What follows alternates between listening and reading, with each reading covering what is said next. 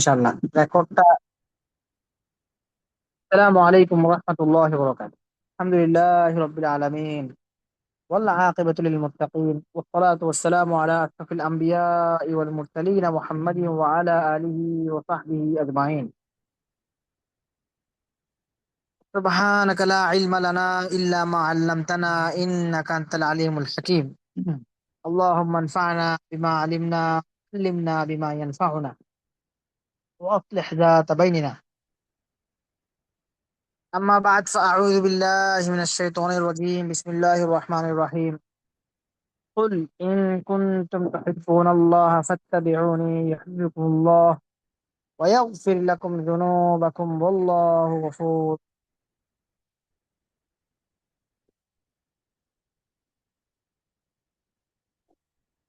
وقال سيدنا رسول الله صلى الله عليه وسلم: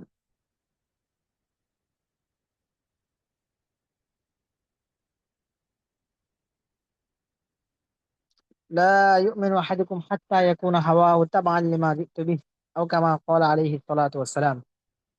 আলহামদুলিল্লাহ, আল্লাহ তাআলার দরবারে লাখো কোটি শুকরিয়া। আল্লাহ সুবহানাহু ওয়া তাআলা আমাদেরকে একটা আহাম বিষয়কে সামনে রেখে, একটা গুরুত্বপূর্ণ বিষয়কে সামনে রেখে আমাদেরকে আজকে একত্রিত হওয়ার তৌফিক দান করেছেন।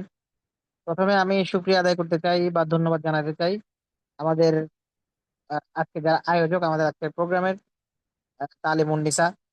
আলহামদুলিল্লাহ, তাদের কাজগুলো অত্যন্ত গুরুত্বপূর্ণ এবং বোনদের এই প্ল্যাটফর্ম এবং সেই সাথে তাদের চিন্তাধারা এবং এই সমস্ত আয়োজনগুলো অত্যন্ত চমকপ্রদ এবং গুরুত্বপূর্ণ। তো আশা করছি এখান থেকে আল্লাহ তাআলা আমাদেরকে উপকারের জিনিস হাসিল করার তৌফিক দান করবেন।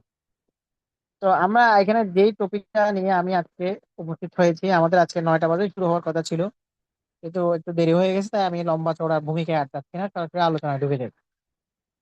তো আমি আপনাদের সাথে সাথে আরো একটা আলোচনা করেছিলাম আগে একবার, এটা সম্ভবত মুসলিমা নারীদেরকে নিয়ে আলোচনা ছিল। এর বাইরে আর কোনো প্রোগ্রামে আপনাদের সাথে যুক্ত হয়েছিলাম কিনা মনে করতে পারছি না, কেউ মনে করতে পারলে সেটা চ্যাট বক্সে জানাবেন। আজকে আমরা যে আলোচনাটাকে সামনে নিয়ে আপনাদের সামনে হাজির হয়েছি, যেখানে দেখা যাচ্ছে ফিতনার সময় আল্লাহর রাসূলের অনুসরণ। তো প্রথমত আমি আমার নেচারটা বলি। আমি কোথাও আলোচনা করলে নর্মাল বা ইউজুয়াল আলোচনা আমরা তো শুনি, আমি চেষ্টা করি কিছু পয়েন্ট আউট করে দেওয়ার জন্য, যেন আমরা আলোচনা শেষ করার পরে সেই পয়েন্ট গুলোকে সামনে রেখে আমরা একটা এই টাইম লাইন সাজাইতে পারি নিজেদের জন্য, কিছু মূলনীতি দেওয়া। কারণ রসুলের অনুসরণ কথাটা খুবই কমন এবং আমাদের খুবই পরিচিত একটা সেন্টেন্স, এটা যে রসুলের অনুসরণ করতে হবে। কিন্তু রসুলের অনুসরণের ধরনটা কি হবে, কিসের ভিত্তিতে আমরা রসুলকে অনুসরণ করব, কোন কোন পয়েন্ট গুলোকে সামনে রেখে আমরা রসুলকে অনুসরণ করব। কথা কি স্পষ্ট না? এখন স্পষ্ট? অস্পষ্ট হলে বলবেন। কথা কি এখনো অস্পষ্ট? কথা কি পরিষ্কার ভাবে শোনা যায়?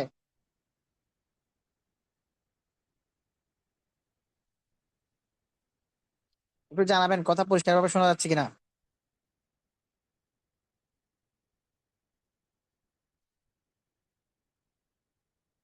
আচ্ছা, কোন কোন বিষয়গুলোকে সামনে রেখে আমরা আসলে রসুলকে অনুসরণ করব এবং রসুলকে অনুসরণ করার ধরন গুলা কি হবে, এই বিষয়গুলা, এই এর কিছু মূলনীতি আমাদের জানা জরুরি। তো আমি আপনাদেরকে আজকে কিছু মূলনীতি দিব, সেই মূলনীতি গুলাকে সামনে রাখবো। সেই মূলনীতি গুলাকে সামনে রেখে মূলত আমাদের আজকের আলোচনাটা হবে। আপনারা 1 মিনিট সময় নিয়ে, যাদের হচ্ছে আপনারা কি আছে সাথে খাতা কলম নিয়েছেন আলহামদুলিল্লাহ। আর যারা খাতা কলম নেন না, আপনারা হচ্ছে খাতা কলম নেন, নিয়ে হচ্ছে আমি যে যে পয়েন্ট গুলো, যে কয়টা মূলনীতি বলবো সেই কয়টা মূলনীতিকে সুন্দরভাবে নোট করেন।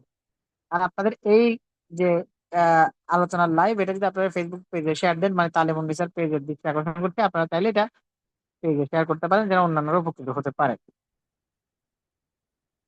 আচ্ছা, তাহলে আমরা শুরু করি। বিসমিল্লাহির রহমানির রহিম। কি কি মূলনীতি আমরা অনুসরণ করব রসুলকে অনুসরণ করার ক্ষেত্রে? আল্লাহ রসুল সাল্লাল্লাহু আলাইহি সাল্লামকে অনুসরণ করার 9টা মূলনীতি আছে। আজকে আলোচনাকে যেটা দেখতে পাচ্ছেন ফিতনার সময় রসুলের অনুসরণ, এটা যদি আমরা একটা আরবি শিরোনাম দিই, সেটাতে ফিকহু ইত্তিবাইন নবী সাল্লাল্লাহু আলাইহি ওয়াসাল্লাম। আমরা ফিকহু সালাত পড়ি, ফিকহু সিয়াম পড়ি, নামাজ রোজা হজ যাকাতের মাসাইল ফিক এবং আমরা পড়ি। এরকম ফিকহ ইত্তিবাই নবী নামও একটা ফিকহ আছে। সেটা ফিকহটা কি? সেটা হলো আমরা রসুলকে অনুসরণ যে করব সেটা কিভাবে করব, রসুলকে অনুসরণ করার মাসআলা কি হবে, এটা হচ্ছে ফিকহ ইত্তিবাই নবী। এখানে 9টা মূলনীতিকে আমরা সামনে রাখবো রসুলকে অনুসরণ করার ক্ষেত্রে। নাম্বার ওয়ান, আল জামউ বাইনাল মাসাদিরিল মাতনুআহ, মানে যত ইলমের মৌলিক উৎসগুলো আছে সেগুলোর মধ্যে সমন্বয় করা। কিভাবে সমন্বয় করা? রসুল আকরাম সাল্লাল্লাহু আলাইহি ওয়াসাল্লামের অনুসরণের কথা যখন আসে, তখন আমরা মনে করি যে শুধু সিরাত, সিরাতে যা আছে, সিরাত পড়া, সিরাত অধ্যয়ন করা, সিরাতের মতো করে অনুসরণ করা। অথবা কেউ কেউ মনে করে রসুলকে অনুসরণ করা মানে আল্লাহ সাল্লাল্লাহু আলাইহি সাল্লাম যেভাবে চলেছেন, হাদিসের মধ্যে যেভাবে বলেছেন ওইভাবে অনুসরণ করা। তো রসুলকে অনুসরণ করার ক্ষেত্রে প্রাথমিক মূলনীতি, প্রথম মূলনীতি এটাই হবে যে শুধুমাত্র কোনো একটা নির্দিষ্ট সিরাত বা জ্ঞানের বা ইলমের কোনো একটা উৎসকে কেন্দ্র করে অনুসরণ নয়, বরং সবগুলোর মধ্যে তাদবিক অথবা সমন্বয় করা। যে অনুসরণের ক্ষেত্রে ইত্তিবা নবীর ক্ষেত্রে কোরআন, হাদিস, সিরাত, আসার এবং সালাফদের আকওয়াল, সালাফদের বর্ণনা সবগুলাকে মিলায়ে অধ্যয়ন করে তারপরে রসুল আকরাম সাল্লাল্লাহু আলাইহি সাল্লামকে অনুসরণ করা। কারণ আমরা কোরআনেও পাই আল্লাহ রসুলকে, আল্লাহ সাল্লাল্লাহু আলাইহি সাল্লামকে অনুসরণ করার ক্ষেত্রে আল্লাহ তাআলা বলেছেন, হে নবী আপনি বলে দেন, ইন কুনতুম তুহিব্বুনাল্লাহ ফাত্তাবিউনি ইউহিব্বুকুমুল্লাহ ওয়া ইয়াগফির লাকুম যুনুবাকুম আল্লাহু গফুরুর রহিম। হে নবী আপনি বলেন, তোমরা যদি আমাকে ভালোবেসে, আল্লাহকে ভালোবেসে থাকো, তাহলে তোমরা আমার ইত্তেবা করো, আমার অনুসরণ করো। একইভাবে আমরা যদি দেখি সূরা কলমের মধ্যে নুন ওয়াল কলামি ওয়া মা ইয়াসতুরুন, ঠিক আছে, মা আনতা বিনিআমাতি রাব্বিকা মাজনুন ওয়া ইন্নাকা লাআলা খুলুকিন আযীম। এখানে বলা হচ্ছে আপনি উত্তম এবং মহান চরিত্রের উপর অধিষ্ঠিত আছেন।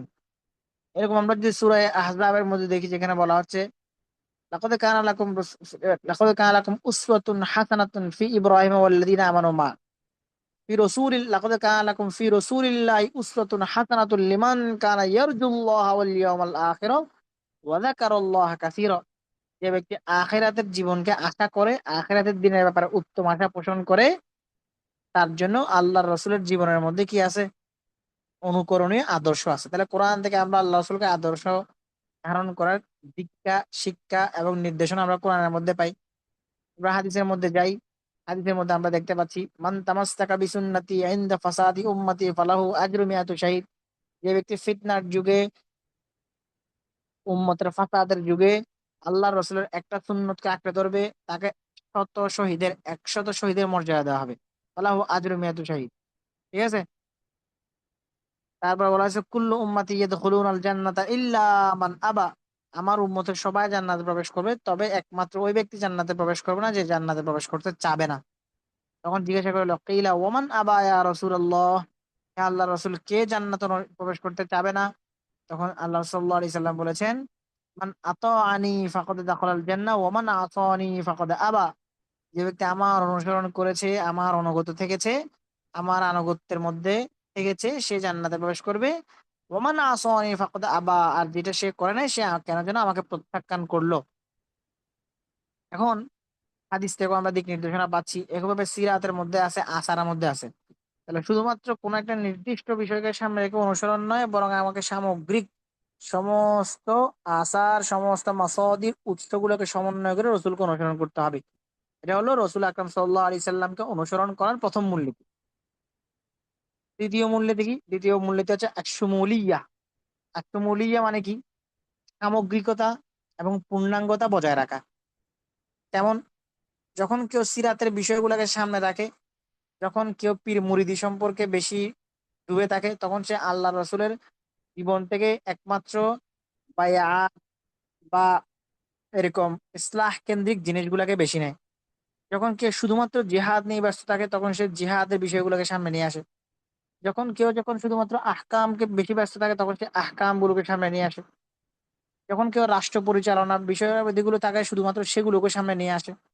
অর্থাৎ সিরাতের ওই জিনিসগুলাই প্রত্যেকে চেরি পিকিং করে এবং বাছাই করে যেগুলো তার পক্ষে যায়। তো এটাকে সিরাতের পূর্ণাঙ্গ অনুসরণ বলে না। সিরাতের পূর্ণাঙ্গ অনুসরণ হলো আতুমুলিয়া, সামগ্রিকতা এবং পূর্ণতাকে ধারণ করা, ঠিক আছে। তো আমরা যদি দেখি সহিহ আল বুখারীর কিতাবের সহিহ বুখারীর মধ্যে যদি দেখি দেখেন সেখানে দেখবো আমরা ঈমান, ফিকহ, তারপর হচ্ছে শিষ্টাচার, আখিরাত, জান্নাত, জাহান্নাম সব কিছুর আলোচনা আছে। একইভাবে যদি আমরা কোরআনের দিকে তাকাই, কোরআনের মধ্যে দেখবো যেখানে অপরাধীদের সাজা, তারপর হচ্ছে জান্নাতবাসীদের পুরস্কার, জাহান্নামবাসীদের আযাব, বিগত জাতিসমূহের ইতিহাস, আহকাম, নবী আলাইহিমুসসালামের জীবন, সবকিছু আল্লাহ তাআলা নিয়ে আসেন এক বান্ডেলের মধ্যে, এক কিতাবের মধ্যে। তাহলে শমূলিয়ত আছে, সামগ্রিকতা আছে। একইভাবে রসুল আকরাম সাল্লাল্লাহু আলাইহি সাল্লামের জীবন যদি আমরা দেখি তাহলে সেখানে দেখবো আল্লাহ রসুলের জীবনের মধ্যে শমূলিয়তটা পাওয়া যায়। শুধুমাত্র এক কেন্দ্রিক ছিলেন না, আল্লাহ রসুল একই সাথে কি ছিলেন, তার সাহাবায়ে কেরামের মুরব্বী ছিলেন, তাদেরকে তার বিয়ে দিয়েছেন এবং তাদের সমস্ত পেরেশানি, সমস্ত মানসিক এবং সমস্ত আধ্যাত্মিক জগতের রাহাবার তিনি ছিলেন। আল্লাহ রাসূলুল্লাহ সাল্লাল্লাহু আলাইহি সাল্লাম সাহাবায়ে কেরামকে জিকির শিখিয়েছেন, আমল শিখিয়েছেন, কোরআন তেলাওয়াত শিখিয়েছেন, তাদেরকে তিলে তিলে গড়ে তুলেছেন, তাদের আধ্যাত্মিকতাকে একটা শেপ দিয়েছেন। একইভাবে রসুল হচ্ছেন ওই রসুল যে রসুল সাহাবায়ে কেরামকে যুদ্ধের ময়দানে যুদ্ধ কিভাবে করতে হবে সেই প্রশিক্ষণ দিয়েছেন। একইভাবে এই রসুল দাওয়াতি ময়দানে কিভাবে দাওয়াত দিতে হবে সেটা শিখিয়েছেন। একইভাবে এই রসুল রাষ্ট্র পরিচালনা কিভাবে করতে হবে সেটা মুআয ইবনে জাবালকে হাত ধরে শিখিয়েছেন। ঠিক আছে? তো রসুলের জীবনের মধ্যে সামগ্রিকতা আছে, সুমুলিয়া। তাহলে আল্লাহ রসুল সাল্লাল্লাহু আলাইহি ওয়াসাল্লামের ইত্তেবায়ের কথা যখন আসবে তখন আমাদেরকে দ্বিতীয় মূলনীতি, এই মূলনীতি সামনে রাখতে হবে যে রসুলের অনুসরণ শুধুমাত্র একটা চেরি পিকিং, একটা দিককে কেন্দ্র করে হবে না, বরং আমরা রসুলকে অনুসরণ করার সময় সুমুলিয়াতকে ধারণ করব। 3 নাম্বার কি?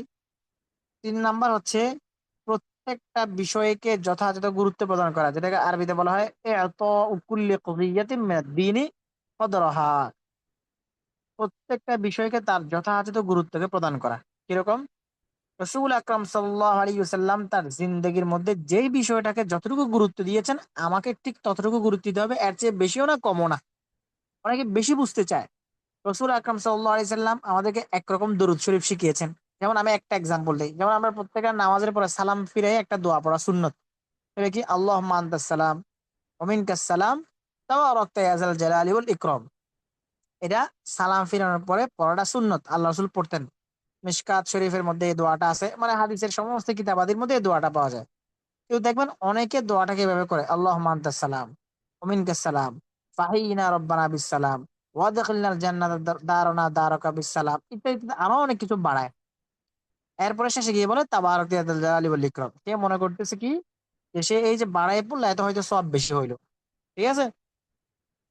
এরকম দেখা যায় যে রসুল আকরাম সাল্লাল্লাহু আলাইহি সাল্লাম আহলে বাইতকে, তার বংশধরদেরকে যতটুকু সম্মান দিয়েছেন অতটুকু সম্মান দেওয়া এনাফ। কিন্তু অনেকে দেখা যায় আহলে বাইত বা হযরত আলী রাদিয়াল্লাহু তাআলা আনহু থেকে শুরু করে ফাতেমা রাদিয়াল্লাহু তাআলা আনহা সহ হাসান হোসেন রাদিয়াল্লাহু আনহুমাকে এত বেশি ভালোবাসা প্রকাশ করতে যায় যে অন্যান্য সাহাবীদেরকে, জলিলুল কদর সাহাবীদেরকে গালিগালাজ করা শুরু করে। আমির মুয়াবিয়া গালি দেয়, আমর ইবনে আস রাদিয়াল্লাহু তাআলা আনহুকে গালি দেয়, এরকম অন্যান্য সাহাবীকে গালিগালাজ করে, ওমর আবু বকর রাদিয়াল্লাহু আনহুমাকে গালিগালাজ করে। তার মানে এই যে বেশি, এরকম দেখা যাচ্ছে কি যে রসুল আকরাম সাল্লাল্লাহু আলাইহি সাল্লাম আধ্যাত্মিকতার একটা ফেজকে তিনি গুরুত্ব দিয়েছেন, ইসলাহের একটা বিষয়কে তিনি গুরুত্ব দিয়েছেন। তিনি বদরের যুদ্ধ থেকে ফিরে এসে সাহাবায়ে কেরামকে বলেছেন, রাজানা মিনাল জিহাদিল আকবরি, রাজানা ইলাল জিহাদিল আকবরি মিনাল জিহাদিল আসগর। আমরা বড় ছোট জিহাদ থেকে বড় জিহাদের দিকে ফিরে আসলাম। সাহাবায়ে কেরামের মধ্যে যুদ্ধে বিজয় হওয়ার পর মনের মধ্যে যে একটা অহংবোধ আসতে পারতো, সেই অহংবোধকে দমানোর জন্য আল্লাহ রাসূল আধ্যাত্মিকতা দিয়ে গুরুত্ব দিয়েছেন। অনেকে দেখা যায় যে সে আধ্যাত্মিকতাকে এমন ভাবে সিরাত থেকে নিয়ে নিজেকে জড়িয়ে ফেলে যে যেন রসুল আধ্যাত্মিকতার চেয়ে তার সে বেশি আধ্যাত্মিকতা বুঝে ফেলেছে। ঠিক আছে? যেখানে যতটুকু করতে বলা হয়েছে, অনেকে এত বেশি দিনদারিতা দেখায় দেখি এত বেশি দিনদার হয়ে যায় যে সে হাসেও না। তার কাছে হাসলে মনে হয় যে কি তা হয়তো গুনাহ হচ্ছে। অনেকে এত বেশি নফল আমলের প্রতি বাড়াবাড়ি করতে গিয়ে এমন করে ফেলে যে সে তার নিজের শরীরের হক নষ্ট করতেছে, নিজের পরিবারের হক নষ্ট করতেছে। এগুলো হলো বাড়াবাড়ি। তো রসুল আকরাম সাল্লাল্লাহু আলাইহি সাল্লাম এই কাজ করেন না। আল্লাহ রাসূল জীবন ছিল একটা সামগ্রিক জীবন, যেটা আমরা দ্বিতীয় মূল্যতে পড়ছি। রসুল আকরাম সাল্লাল্লাহু আলাইহি সাল্লাম হাসতেন, রসুল আকরাম সাল্লাল্লাহু আলাইহি সাল্লাম বাজারে যাইতেন, রসুল আকরাম সাল্লাল্লাহু আলাইহি ওয়াসাল্লাম সাহাবায়ে কেরামের সাথে মেলামেশা করতেন, উঠা বসা করতেন, গল্প গুজব করতেন, জিহাদ করতেন, নামাজ পড়তেন, যাকাত দিতেন, হজ করতেন, দোয়া শিখাইতেন, আধ্যাত্মিকতার মেহনত করতেন, ব্যবসা বাণিজ্য করতেন। তো প্রত্যেকটা জিনিসকে তার অবস্থা অনুযায়ী গুরুত্ব দেওয়াটা, এটা রসুল আকরাম সাল্লাল্লাহু আলাইহি সাল্লামকে অনুসরণ করার একটা মূলনীতি। ঠিক আছে। অনেকে দেখা যায় একটা ছোট সুন্নতের জন্য ঝগড়া করে, কিন্তু ইসলাম রক্ষা করা এবং দিনের পক্ষে অবস্থান নেওয়ার মতো বড় বিষয় যে তার কাছ থেকে গায়েব হয়ে যাচ্ছে, এ নিয়ে তার কোনো খবর নাই। কিন্তু সে ঝগড়া করে ছোট একটা সুন্নত রক্ষা করা নেই। অবভিয়াসলি সুন্নত ছোট, কোনো সুন্নতই ছোট না। বাট দেখা যায় কি মানুষ মানে একটা সুন্নতের প্রতি দেখা যায় এত বেশি বাড়াবাড়িতে লিপ্ত থাকে যে তার জীবন থেকে বড় বড় বিষয় যে গায়েব হয়ে যাচ্ছে, এটা তার কোনো খবর নাই। ঠিক আছে। অনেককে দেখা যায় যে ফেসবুকে গায়রত বা এরকম বিষয়ে লেখালেখি করে, এমন এমন গায়রতের সংজ্ঞা বের করে যেগুলো আদৌ কোনো গায়রতের পর্যায়েই পড়ে না। তো এটা একটা বিষয়, এগুলাকে কি করা, যথাযথ প্রত্যেকটা বিষয়কে যথাযথ গুরুত্ব প্রদান করা। যেমন একটা হাদিস বলা যায়, সেই হাদিসের মধ্যে কি আছে, একবার এক ইমাম ফজরের নামাজ অনেক লম্বা করে পড়ছে। অনেক লম্বা করে পড়ছে মানে কি, সে হচ্ছে অনেক লম্বা সূরা তিলাওয়াত করছে নামাজের মধ্যে। তো রসুল আকরাম সাল্লাল্লাহু আলাইহি সাল্লামের কাছে এসে অন্য সাহাবীরা এগুলা অভিযোগ করছে, ইয়া রাসূলুল্লাহ, নামাজের মধ্যে উনি এত লম্বা সূরা কেরাত পড়ছে যে আমাদেরকে দাঁড়ায় থাকতে কষ্ট হয়। আবু মাসউদ রাদিয়াল্লাহু তাআলা আনহু বলেন, আমা রাআইতুন নাবিয়্য সাল্লাল্লাহু আলাইহি ওয়াসাল্লাম গাদাবা ফি মাওয়াইযিহি কুতবা ইয়াউমাইযিন ফাকালা আইয়ুহান নাস ইন্না মিনকুম মুনফাররিনা ফাআইয়ুকুম সাল্লা বিন নাসি ফালইহুফফিফ। যে আমি তিনি বলেন, আমি নবীজিকে রাসূলুল্লাহ সাল্লাল্লাহু আলাইহি সাল্লামকে সেদিন মিম্বরে উপদেশ দেওয়ার সময় যতটা রাগান্বিত দেখেছি, অন্য কাউকে এতটা রাগান্বিত আমি কখনো দেখি নাই। তিনি বললেন যে, হে লোক সকল, তোমাদের মধ্যে কেউ কেউ মানুষকে দূরে সরিয়ে দেয়, বীতশ্রদ্ধ করে। তোমাদের মধ্যে যে ব্যক্তি মানুষের ইমামতি করবে সেই জন্য নামাজকে সংক্ষিপ্ত করে। তা আল্লাহ রাসূল সাল্লাল্লাহু আলাইহি সাল্লাম এই জিনিসটা শিক্ষা দিচ্ছেন যে দেখো, তোমার ব্যক্তিগত বুজুর্গি, তোমার লম্বা কিরাত নামাজ পড়তে মন চায়, সেটা তোমার বিষয়। কিন্তু যখন তুমি উম্মতকে ইমামতি করাবে, উম্মতকে নিয়ে কোনো কাজ করবে, তখন তোমাকে অবশ্যই সবার জন্য সহজ হবে এরকম উপায়কে বেছে নিতে হবে। তো এটা রাসূল আকরাম সাল্লাল্লাহু আলাইহি সাল্লাম আমাদেরকে শিক্ষা দিচ্ছেন। ঠিক আছে। আচ্ছা, এটা গেল 3 নাম্বার মূলনীতি। 4 নাম্বার মূলনীতি কি? 4 নাম্বার মূলনীতি হচ্ছে আত-তানাব্বুহু লিয-যুরুফি ওয়াল আহওয়ালি ওয়াস-সিয়াকাত। পরিস্থিতি, প্রেক্ষাপট এবং প্রত্যেকটা পর্যায়ের প্রতি সুনির্দিষ্টভাবে লক্ষ্য রাখা। অর্থাৎ কি, আল্লাহর রাসূলের হাদিসগুলাকে তার প্রেক্ষাপট এবং অবস্থা অনুযায়ী বুঝা।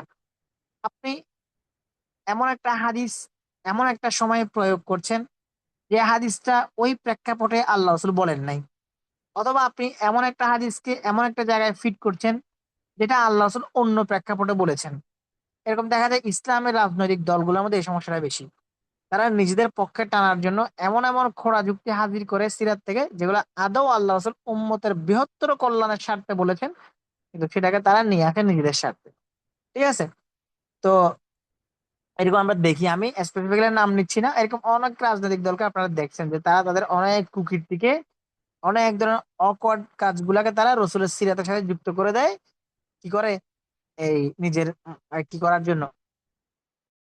এরকম অনেকগুলা হাদিস আছে। যেমন একটা বলি, রাসূল আকরাম সাল্লাল্লাহু আলাইহি সাল্লাম মক্কা এসে কি বলেছিলেন, জিতুকুম বিযাবহি। মক্কার মুশরিকদের উদ্দেশ্যে বলেছিলেন যে আমি তোমাদের জন্য জবাই বা হত্যা নিয়ে এসেছি। হত্যা মানে কি, মানে হলো আমি তোমাদেরকে জন্য যুদ্ধ করতে আসছি, যে তোমরা আমার হাত এখন যারাই পড়বা তারাই মারা পড়বা। কিন্তু এটা আল্লাহ রাসূল মক্কায় থাকা অবস্থায় বলেন নাই, এটা বলছেন মদিনায় গিয়ে শক্তিশালী হওয়ার পরে। তাহলে এখন আপনি যদি বলেন যে আমি আজকে যে মানে বাংলাদেশের প্রেক্ষাপট না বুঝে, অবস্থার প্রেক্ষাপট না বুঝে কেউ যদি বাংলাদেশে কোনো সশস্ত্র পন্থা নগদে কায়েম করে ফেলতে চায়, যে এখানে সবাইকে গুলি বারুদ নিয়ে নেমে যেতে হবে, মারামারি করে ফেলতে হবে, কারণ সিরিয়াতে এরকম হয়েছে, আফগানিস্তানে এটা হয়েছে। ঠিক আছে। আফগানিস্তানে দিন চলে আসছে, ইমারত কায়েম হয়ে গেছে, সিরিয়াতে মুসলমানদের বিজয় হয়েছে, তা বাংলাদেশে আমাকে এটা করতে হবে। এই যে প্রেক্ষাপট না বুঝে যার যার অবস্থাকে প্রয়োগ করা, এটা হলো কি বড় সমস্যা। তাই জন্য আমরা যখন কি করব, এই রসুলকে অনুসরণ করব, তখন রসুল আকরাম সাল্লাল্লাহু আলাইহি সাল্লামের হাদিস গুলোকে যথাযথভাবে প্রয়োগ করুন। একদম আরেকটা হাদিস আছে, ইসলামের প্রচারের শুরুতে নবীজি সাল্লাল্লাহু আলাইহি সাল্লাম আমর ইবনে আবাস রাদিয়াল্লাহু তাআলা আনহুকে তার মিশন সম্পর্কে বলেছিলেন, বিকাসিল আওসানি ওয়াসিলুল আরহামা ওয়া ইন ইউহাদাল্লাহু ওয়া লা ইউশরাকু বিহি শাইউন। বলছেন যে আমর ইবনে আব্বাস জিজ্ঞাসা করেছিলেন যে আপনি কে? আল্লাহ রাসূল বলেন, আমি মুহাম্মদ, আমি আল্লাহর রাসূল। বলে যে আল্লাহর রাসূলটা আবার কি? বলছে আমাকে আল্লাহ তাআলা নবী হিসেবে দুনিয়াতে পাঠিয়েছেন। এরপর জিজ্ঞাসা করছেন যে আপনাকে দুনিয়াতে আল্লাহ পাক নবী হিসেবে কেন পাঠাইছেন? তখন তিনি কি করলেন যে মূর্তি ভাঙার জন্য পাঠাইছেন, আত্মীয়তার সম্পর্ক কায়েম করার জন্য পাঠাইছেন, এক আল্লাহ ইবাদত করতে পাঠাইছেন, তার সাথে কাউকে শরীক না করার জন্য পাঠাইছেন।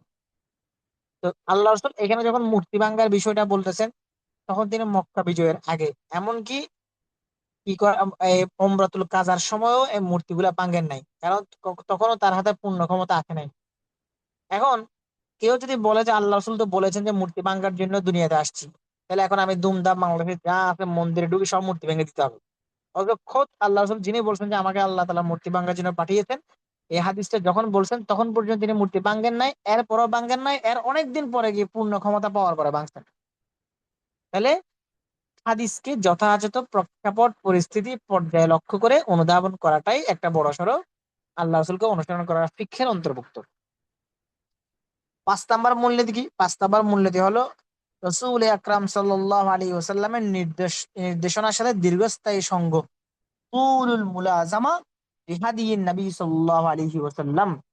অর্থাৎ সাময়িক আবেগ, সাময়িক জজবা না রেখে বরং দীর্ঘমেয়াদী এবং সুদূর প্রসারী চিন্তার জায়গা থেকে রসুলকে অনুসরণ করা। আপনারা দেখবেন যাদের মধ্যে দেখবেন যত বেশি জজবাওয়ালা, যত বেশি আবেগওয়ালা দেখবেন তারা তত বেশি পিছলে যাওয়ার সম্ভাবনা থাকে। এরকম অনেক চোখের সামনে দেখেছি যে একটা সময় বিশাল জজবাদারি, ঠিক আছে, এবং সে এই মুহূর্তে বাংলাদেশ ইসলাম কায়েম করেই ফেলবে, শুধু একটুর জন্য বাকি আছে, পারতেছে না। সে অবস্থাওয়ালা অনেককে দেখা গেছে যে একটা পর্যায়ে গিয়ে কি হয়ে গেছে, নিজেদের কমিটমেন্ট থেকে, নিজেদের আদর্শ থেকে পদচ্যুত হয়ে গেছে। আবার অনেকে দেখা যায় অনেক জজবা থেকে, সেই জজবাকে ধরে রাখতে না পারে সেই জজবা ভুল পথে পরিচালিত হওয়ার কারণে একসময় দিন থেকে ছিটকে পড়ে গেছে। কারণ কি? কারণ হচ্ছে দীর্ঘ সময় পর্যন্ত কি না থাকা, তুরুল মুলাজামাত, স্থায়ী সঙ্গ গড়ে না ওঠা। তাহলে আমি যখন আল্লাহ সাল্লাল্লাহু আলাইহি ওয়াসাল্লামকে অনুসরণ করব, সিরাতকে অনুসরণ করব, তখন আমাকে এই নিয়তে অনুসরণ করতে হবে এবং এই টেন্ডেন্সি আমার মাথায় থাকতে হবে, যেটা আমি অনুসরণ করছি সেটা বুঝে শুনে অনুসরণ করব, যথাযথভাবে অনুসরণ করব। সে অনুসরণটা দীর্ঘস্থায়ী যেন হয়, সে অনুসরণটা যেন আজকে হচ্ছে কালকে ছেড়ে দিব এমন যেন না হয়। কারণ সিরাত ও হাদিসের সাথে দীর্ঘ সময় ধরে লেগে থাকলে এক বিশেষ ধরনের বোঝাপড়া তৈরি হয় সিরাতের সাথে, হাদিসের সাথে, এরা যারা দীর্ঘ সময় লেগে থাকে না তাদের হয় না। এই বিষয়গুলা অনেকবার আমি রিয়েলাইজ করি যে আসলে মানুষ, দেখা যায় যে, দেখা যায় আপনি যখন দিনের কোনো বিষয়ে সলিড দলিল সহকারে বলবেন, তখন সে বলে যে ইসলাম এত কঠিন না, ইসলামের নামে এগুলা আপনারা কঠিনতা চাপিয়ে দিচ্ছেন। কারণ কি? কারণ হলো তার মনের সাথে যাচ্ছে না, তাই তার এই মনের সাথে না যাওয়ার কারণ কি?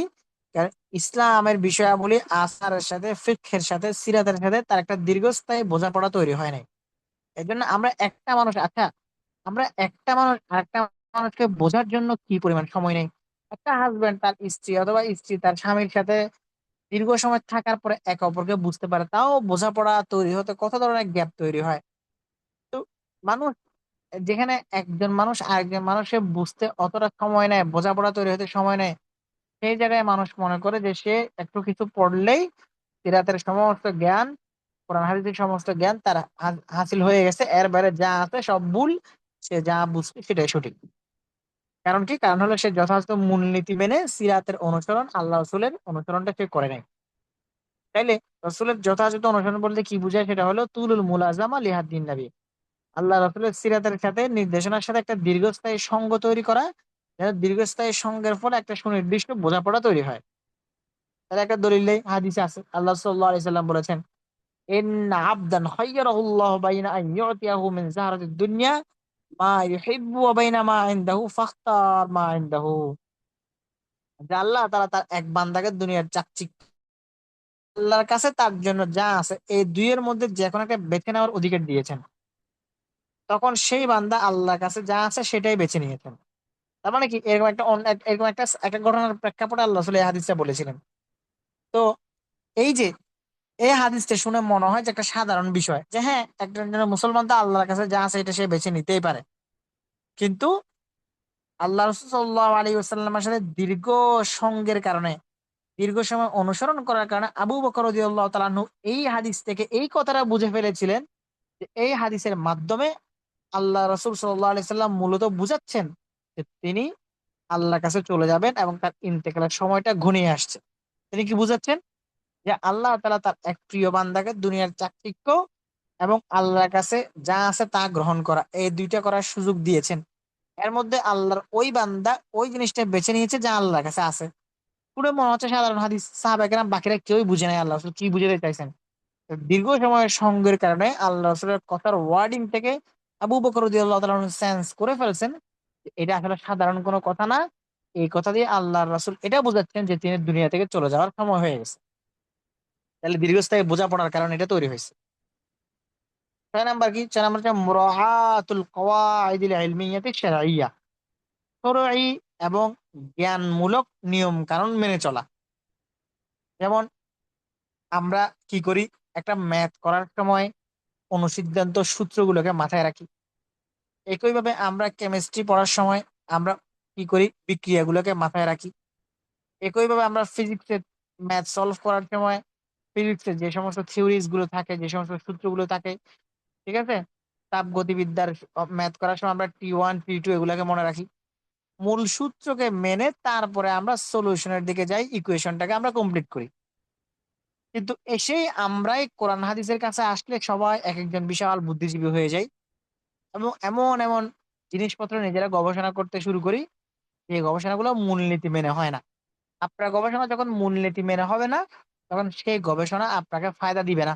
সেই গবেষণা হবে মন গড়া, সেই গবেষণা হবে ফৌজিয়া, সেই গবেষণা হবে ইউজলেস এবং সেই গবেষণায় আপনি নিজেও স্থির থাকতে পারবেন না। একটা সময় আপনার সেই গবেষণা থেকে বের হওয়া রেজাল্টের প্রতি আপনি নিজে কমিটেড না থাকার কারণে আপনি সব পাল্টায় যাবেন।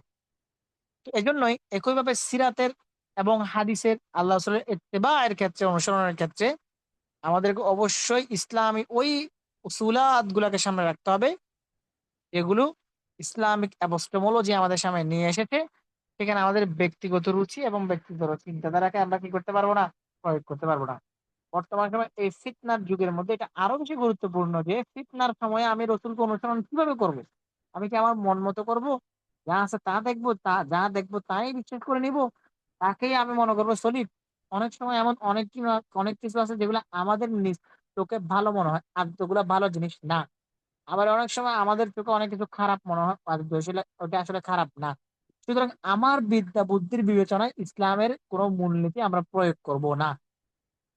একদম একটা এটার সাথে হয়তো আমার সাথে অনেকে একমত হবেন না। একমত না হওয়াটাকে আমি মনে করব যে আপনাদের মূলনীতি প্রয়োগ না করার ফলে একমত হবে না, সেটা কি? যেমন বর্তমানে ইরান এবং আমেরিকার যুদ্ধ হচ্ছে। ইরান এবং আমেরিকার যুদ্ধের মধ্যে অনেকের সমর্থন এবং অনেকের ইরানের প্রতি সমর্থন আছে, অনেকের প্রতি ইরানের সমর্থন নাই, ইত্যাদি তো অনেক কিছু আছে।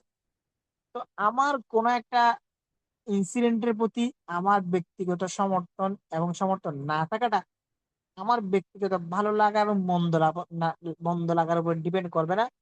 ডিপেন্ড করবে কোরআন এবং সুন্নাহ আমাকে যে মূলনীতিগুলো দিচ্ছে সেই মূলনীতিগুলো সাপেক্ষে আমি ইরানকে সমর্থন করব নাকি করব না। অনেকে বলে যে এই এই যে এদের কোনো কাজ নাই, এরা নিজেরাও কিছু করে না, আবার ইরান একটু আমেরিকার বিরুদ্ধে চেষ্টা করে যাচ্ছে, তাকে সমর্থন দেওয়াটাও এরা পছন্দ করতে পারতেছে না। কারণ কি? কারণ সে এই যে সমর্থন দেওয়া না দেওয়া এটা ব্যক্তিগত জজবা এবং ব্যক্তিগত আবেগের খাতিরে সে বিচার করছে। সে কোরআন হাদিসের ওই মূলনীতি গুলোকে সামনে রাখে নাই, যেগুলো কোনো একটা ঘটনার ব্যাখ্যার জন্য কওয়াইদ বা মূলনীতি হিসেবে বিবেচিত হবে। বুঝতে পারছো? এটা হচ্ছে 6 নম্বর মূলনীতি। 7 নম্বর মূলনীতি কি? 7 নম্বর মূলনীতি হচ্ছে আমি যে জ্ঞানটা লাভ করবো তাওজিফুল মারিফি শারঈয়া, অর্থাৎ যে জ্ঞানটাকে আমি লাভ করব সেটাকে সিরাত এবং সুন্নত বুঝার ক্ষেত্রে কাজে লাগানো। একজন তালেবুল ইলম, একজন শিক্ষার্থী যখন ফিক, উসুলুল ফিক এবং আরবি ভাষা সম্পর্কে জানে, তখন তাকে বারবার হাদিস এবং সিরাতের দিকে ফিরে আসতে হবে এবং হাদিস এবং সিরাত থেকে দিনকে বুঝতে চেষ্টা করতে হবে। আপনি আরবি ভাষা শিখছেন, এখন দাম দাম আপনি বিভিন্ন কিতাবাদি খুলতেছেন আর পড়তেছেন, মনে করতেছেন ChatGPT থেকে পড়ে আপনি মনে করতেছেন আপনি অনেক কিছু শিখে ফেলেছেন। নো, আপনাকে অবশ্যই সে আলাদ বা মাধ্যমগুলো শিখার পরে আপনাকে হাদিস এবং কোরআনের দিকে ফিরে আসতে হবে, উসুলের দিকে ফিরে আসতে হবে, ফিরাতের দিকে ফিরে আসতে হবে এবং আপনার অর্জিত জ্ঞানের আলোকে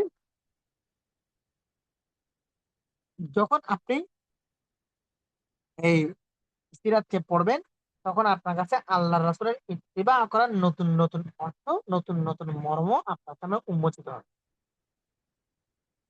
8 নাম্বার মূলনীতি কি? 8 নম্বর মূলনীতি হলো মুশাবাহাতু আহওয়ালিল মুস্তাফা, অর্থাৎ নিজের বাস্তব জীবনের মধ্যে আল্লাহর রাসূল সাল্লাল্লাহু আলাইহি সাল্লামের জীবনের অনুরূপ অবস্থার প্রায়োগিক রূপ ঘটানো। একটা হচ্ছে আপনি সিরাত পড়েন, সিরাত জানেন, সিরাত বুঝেন, আল্লাহ রসুলকে অনুসরণ করার কথা বলেন, আল্লাহ রসুলকে অনুসরণ করার মানসিকতা আপনি লালন করেন। বাট সে অনুসরণটা হয় আপনার নিজের মতো, আপনি নিজে একটা ব্যাখ্যা করে নিয়ে তারপর অনুসরণ করেন, কিন্তু সেটা প্রায়োগিক রূপ হইল না। আপনি যদি রসুল আকরাম সাল্লাল্লাহু আলাইহি সাল্লামের কোনো নির্দেশনার, কোনো আদেশের, কোনো হাদিসের প্রকৃত মর্মটাকে বুঝতে চান, তবে আপনাকে অবশ্যই বাস্তব জীবনে একই অবস্থার সম্মুখীন আপনাকে হইতে হবে। যেমন কি, যেমন আমি যদি বলি, নর্মাল একটা এক্সাম্পল দিই যেটা আপনারা সেন্স করতে পারবেন। যতক্ষণ পর্যন্ত আপনি বিয়ে করেন নাই, ততক্ষণ পর্যন্ত বিয়ে কি জিনিস এটা আপনি বুঝবেন না। অনেক অবিবাহিত বুদ্ধিজীবী আছে, আপনি দেখবেন যে প্রচুর আপনাকে বুদ্ধি দিচ্ছে যে বিয়ে করলে এই হয় সে হয়, অনেক বুদ্ধি আপনাকে দিচ্ছে, আদতে সে নিজেও বিয়ে করে না। জীবনে এমন কিছু বিষয় এমন থাকে যেগুলো নিজে এক্সপেরিয়েন্স না করা ছাড়া কোনো দিনও কাউকে বলে সেগুলো বোঝা যায় না। আরো এক্সাম্পল কি, যেমন ধরেন বাচ্চা, ধরেন যতক্ষণ পর্যন্ত কোনো মেয়ের বাচ্চা হয় নাই, ততক্ষণ পর্যন্ত সে আসলে বাচ্চা পালা কি জিনিস এটা সে বুঝবে না। অনেকে দেখবেন যে প্রচুর পরিমাণে ফ্যান্টাসি, প্রচুর পরিমাণে প্ল্যানিং, তার বাচ্চা হবে, সে বাচ্চাকে এভাবে পালবে ওইভাবে পালবে, ঠিক আছে, বাচ্চা মানে অনেক কিছু ভাবে সে। তো একটা এক্সপেরিয়েন্স মাদারের কাছে গেলে, একটা টোডলারের মায়ের কাছে গেলে, একটা নিউবর্ন মায়ের কাছে গেলে, তাকে যদি জিজ্ঞাসা করা হয় যে তোমার বাচ্চার এক্সপিরিয়েন্স কি, তখন সে আসল হাকিকতটা বলতে পারবে। অন্যরা যারা ওই হাকিকতের মধ্যে ঢুকে নাই ততক্ষণ পর্যন্ত বুঝবে না যে আসলে বিয়ে বাচ্চাগুলো কি জিনিস। ঠিক আছে, তো তাহলে কি হইলো, যতক্ষণ পর্যন্ত এই জিনিসগুলো এক্সপিরিয়েন্স করা হবে না ততক্ষণ পর্যন্ত কোরআন এবং হাদিসের পরিবার বিষয়ক যে নসুস গুলো আছে, যে নির্দেশনা গুলো আছে, এগুলো কেউ বুঝতে পারবে না। আগে রিয়েলিটিতে ঢুকতে হবে। একই ভাবে আপনি যদি কখনো দিনের কাজ করতে গিয়ে, দিনের দাওয়াত জিহাদ, দিনের পথে, দিনের পথে চলতে গিয়ে কষ্ট মুজাহাদে এগুলোর সম্মুখীন না হন, তাহলে আপনি আল্লাহ রাসূল সাল্লাল্লাহু আলাইহি সাল্লামের বদরের যুদ্ধের মধ্যে করা ওই দোয়ার মর্মটা বুঝতে পারবেন না, যে দোয়াতে তিনি বলেছিলেন আল্লাহুম্মা ইন তুহলিক হাযিহিল ইসাবা, হে আল্লাহ আপনি যদি আজকে এই ছোট্ট দলটাকে ধ্বংস করে দেন, তাহলে এই জমিনের মধ্যে আপনার নাম নেওয়ার মতো কেউ থাকবে না। এই দোয়ার মর্মটা আপনি ততক্ষণ পর্যন্ত হাকিকতান বুঝবেন না, যতক্ষণ পর্যন্ত আপনি দ্বীনের জন্য কোনো কষ্টের সম্মুখীন হন নাই। ঠিক আছে, যে এবং এই জিনিসটা বুঝে আসবে না। তাহলে এই ফিতনার সময়ের মধ্যে যতক্ষণ পর্যন্ত আমি এই পরিস্থিতির, যে পরিস্থিতির মধ্যে আমি পড়ি, সেই পরিস্থিতিতে পড়া ছাড়া, সেই পরিস্থিতিতে পড়ার পরে টিকে থাকা ছাড়া আমি কখনোই সত্যিকার অর্থে সিরাতকে অনুধাবন করতে পারবো না। তারপরে 9 নাম্বার মাকসাদ কি, 9 নাম্বার মূলনীতি কি, যে মূলনীতি সাপেক্ষে, সর্বশেষ মূলনীতি, যে মূলনীতি সাপেক্ষে আমি আল্লাহ রসুলকে অনুসরণ করবো, সর্বশেষ মূলনীতি হচ্ছে আত্তাজাররুদু ফিল ইস্তিমদাদ, মানে উদ্দেশ্য এবং চিন্তার মধ্যে স্বচ্ছতা বজায় রাখা। অর্থাৎ দ্বীনের যে কোনো বিষয়কে অধ্যয়ন করার সময়, রাসূল আকরাম সাল্লাল্লাহু আলাইহি সাল্লামের কোন হাদিসকে অধ্যয়ন করার সময়, পড়ার সময়, রাসূল আকরাম সাল্লাল্লাহু আলাইহি সাল্লামের সিরাতকে পড়ার সময় এবং আল্লাহর রাসূলের অনুসরণ কেন্দ্রিক পড়াশোনা করার সময় অবশ্যই আমার মন এবং মস্তিষ্ককে সম্পূর্ণ পূর্বানুমান মুক্ত রাখতে হবে। মনের মধ্যে আগের অনুমান, আগের ধারণা বের করে দিতে হবে। আপনি যতক্ষণ পর্যন্ত আপনার সোসাইটির গলত কনসেপ্টকে আপনার মাথা থেকে বের করতে পারবেন না, ততক্ষণ পর্যন্ত আপনি আল্লাহর রাসূলের সাথে আয়েশা রাদিয়াল্লাহু তাআলা আনহার বিবাহের যে হাকিকত, যে মাহিয়াত, যে গুরুত্ব এবং যে ইমপ্যাক্ট, সেটা আপনি ক্লিয়ারলি গ্যাস করতে পারবেন না যতক্ষণ পর্যন্ত আপনি ব্ল্যাঙ্ক মাথা নিয়ে এটা পড়তে বসবেন না।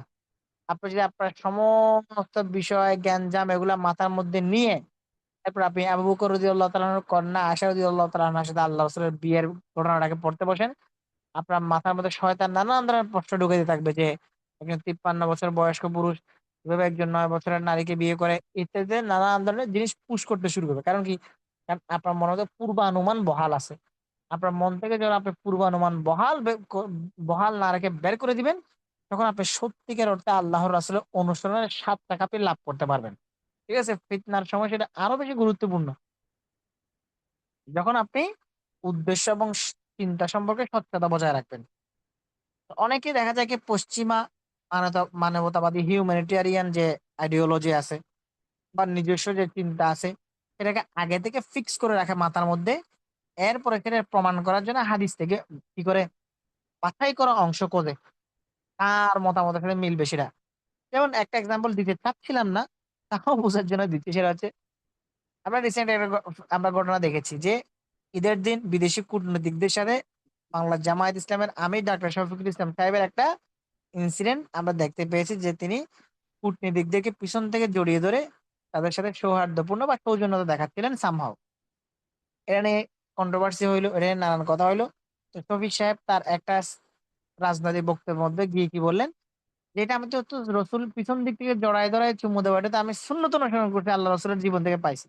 তারপরে শুনে থাকবেন, এই যে আল্লাহর রাসূলের সাহাবায়ে কেরামের সাথে করা সৌহার্দ্য এবং সম্প্রীতির যে, এবং সাহাবায়ে কেরামের সাথে করা আল্লাহ রাসূলের ভালোবাসার যে বহিঃপ্রকাশ, সেটাকে তিনি তার ব্যক্তিগত কর্মকাণ্ড, যেটা বিদেশি কূটনৈতিক খ্রিস্টান কূটনৈতিকদেরকে রাজনৈতিক উদ্দেশ্যের কারণে পিছন থেকে জড়ায় ধরে সৌজন্যতা দেখানোর জায়গাটার মধ্যে তিনি আল্লাহর রাসূলের সিরাত একটা ঘটনাকে টেনে এনে তিনি নিজের সাথে যুক্ত করে দিলেন। কেন? কারণ তার মনের মধ্যে আগে থেকে তিনি হিউম্যানিটেরিয়ান যে আইডিওলজি এবং নিজস্ব যে চিন্তাধারা, এটাকে ফিক্স করে রেখেছিলেন, এবং সেটার পক্ষে তিনি হাদিসের দলিল খুঁজেছেন। ফিতনার সময় এটা হয়, যখন মানুষ নিজের মন্দ কর্মকাণ্ডকে জাস্টিফাই করার জন্য কোরআন এবং হাদিস থেকে দলিল খুঁজে, এবং সেটা দিয়ে সে বুঝাতে চায় সে মূলত আল্লাহ রসুলের অনুসরণ করছে। কিন্তু এটা আসলে আল্লাহ রসুলের অনুসরণের সঠিক পদ্ধতি নয়, বরং সম্পূর্ণরূপে সারেন্ডার্ড হওয়া, সম্পূর্ণরূপে নিজেকে বিলীন করে দেওয়াটাই হলো আল্লাহ রসুলের অনুসরণ। ঠিক আছে? তাহলে এই ৯টা মূলনীতি আমরা মনে রাখবো, যে ফিতনার সময় আমি কিভাবে আল্লাহর রাসূলকে অনুসরণ করব, এবং আল্লাহ তাআলা যে আমাদেরকে একজন মহান নবী পাঠিয়েছেন, নূরুল কদর, উলুল আজম, আখির নবী সাইয়্যিদুল কাউনাইন মুহাম্মদ মুস্তাফা সাল্লাল্লাহু আলাইহি সাল্লামকে আমাদের প্রতি দয়া করে আমাদের জন্য দুনিয়াতে পাঠিয়েছেন। তার সে পথ নির্দেশনাই হলো শ্রেষ্ঠ পথ নির্দেশনা। আমরা অবশ্যই সৌভাগ্যবান যে আল্লাহ তাআলা আমাদেরকে মহান নবী পাঠিয়েছেন, এবং এই আমাদের জন্য আল্লাহ তাআলা তার রাসূলের সিরাত এবং তার রাসূলের সমস্ত আহাদিসকে আমাদের জন্য সংরক্ষণ করে রেখে দিয়েছেন। আমরা যেন সেগুলো পড়তে পারি, বুঝতে পারি, এবং সে অনুযায়ী আমরা কাজ করতে পারি। এই হচ্ছে মূলত আজকের আলোচনার সারাংশ। ৯টা মূলনীতি এগুলো আমি বললাম। আল্লাহ তাআলা আমাদেরকে এই ৯টা মূলনীতি মেনে, জেনে, বুঝে, মর্ম অনুধাবন করে যথাযথভাবে আমাদের হাবিব সাল্লাল্লাহু আলাইহি সাল্লামের অনুসরণ করার তৌফিক আমাদেরকে দান করুক, এবং আমাদেরকে আল্লাহর রাসূলের অনুসারী বানিয়ে আমাদেরকে হাউজে কাউসারে দাঁড়িয়ে আল্লাহর রাসূলের হাত থেকে সেই হাউজে কাউসারের পানি পান করার তৌফিক আমাদেরকে দান করুক। ওয়া আখিরু দাওয়ানা আলহামদুলিল্লাহি রাব্বিল আলামিন। আপনাদের কারো কোনো প্রশ্ন থাকলে সেই প্রশ্নগুলো করতে পারেন। অল্প সময় প্রশ্ন নিব। এরপর ইনশাআল্লাহ আমরা আজকের মতো শেষ করব। কারো প্রশ্ন থাকলে চ্যাট বক্সের মধ্যে প্রশ্নগুলো করতে পারেন।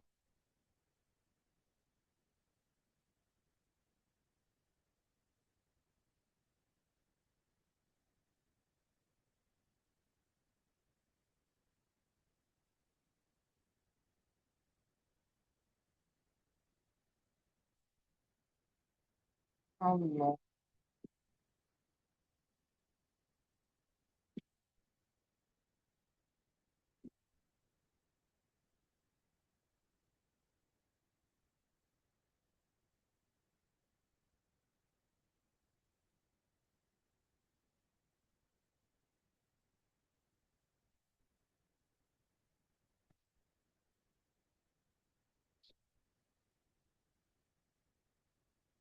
প্রশ্ন যদি না থাকে তাহলে আমরা আজকের মতো এখানে শেষ করছি ইনশাআল্লাহ।